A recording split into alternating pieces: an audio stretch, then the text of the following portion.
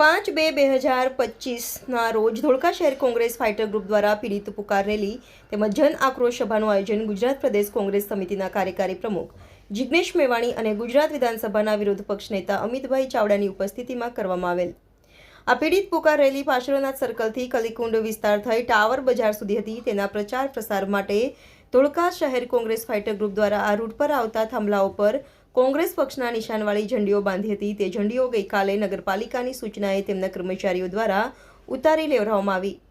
આવા જ કાર્યક્રમ સત્તાધારી પક્ષ કરે ત્યારે નગરપાલિકા તંત્ર દ્વારા આ રીતે તેમની ઝંડીઓ ઉતારવાની સૂચના કે ઉતારતી નથી તો કોંગ્રેસ પક્ષની જ કેમ?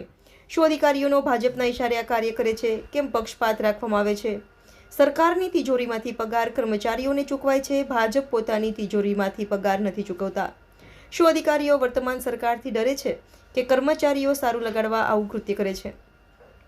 વર્તમાન ભાજપ સરકાર ધોળકાના ફાઇટર ગ્રુપથી ડરી ગઈ હોય તેમ લાગી રહ્યું છે। આ બાબતે જિગ્નેશ સિંગોડે અમારા ન્યૂઝ 24ના લાઈવના મેનેજિંગ તંત્રી મહેશ સોનારાને રૂબરૂ ઇન્ટરવ્યૂ આપી જણાવેલ। આમ ધોળકા નગરપાલિકાના આ કાર્યનો અમે કોંગ્રેસ ફાઇટર ગ્રુપ સખત શબ્દોમાં વખોડીએ છીએ।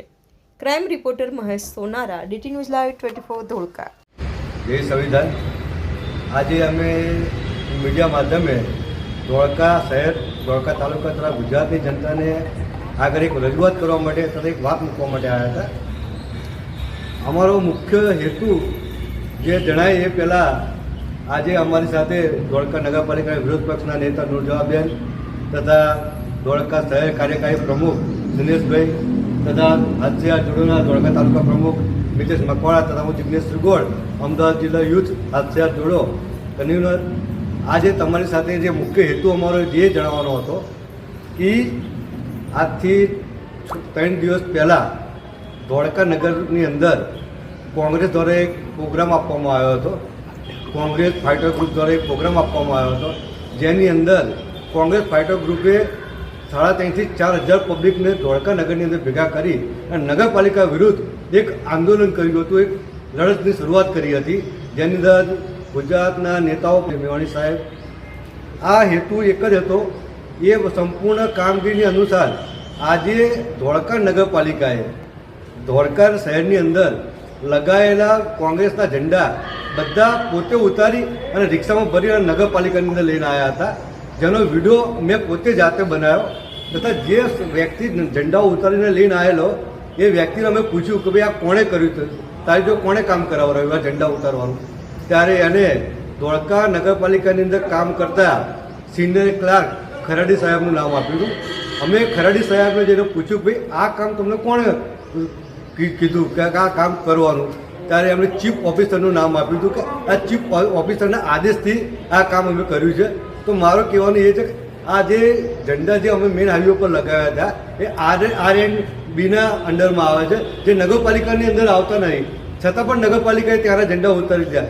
નગરપાલિકાના ધોળકાના કામ દેખાતા નહીં, જે ખરેખરમાં જનતાની પ્રોબ્લેમો છે દેખાતા નહીં, અને કોંગ્રેસના ઝંડા ઉતારવાનું કામ એમને દેખાય છે। મારો હેતુ એવું કહેવાનો મતલબ છે કે શું ચીફ ઓફિસરને કમલમમાંથી પગાર આવે છે ઝંડા ઉતારવા માટે, કે શું એના MLA કે સાંસદ તમને પગાર ચૂકવો છે? એ અમારી વાત કહેવા માટે શું ક્યાં લગીને તમે સરકારની ચાલુ પક્ષોની દલાલી કરશો? તમારો હેતુ જે કામ કરવાનું છે એ કરો ને। આજે પણ નગરપાલિકા કોંગ્રેસના પક્ષ વિરુદ્ધ વિરોધ કરતી અંદરથી અંદર વિરોધ કરતું એવું દેખાઈ રહ્યું છે આજના કાર્યો પ્રમાણે। અમારે કેમ કે ભાજપના ઝંડા ઉતારવામાં એમનો રસ નથી।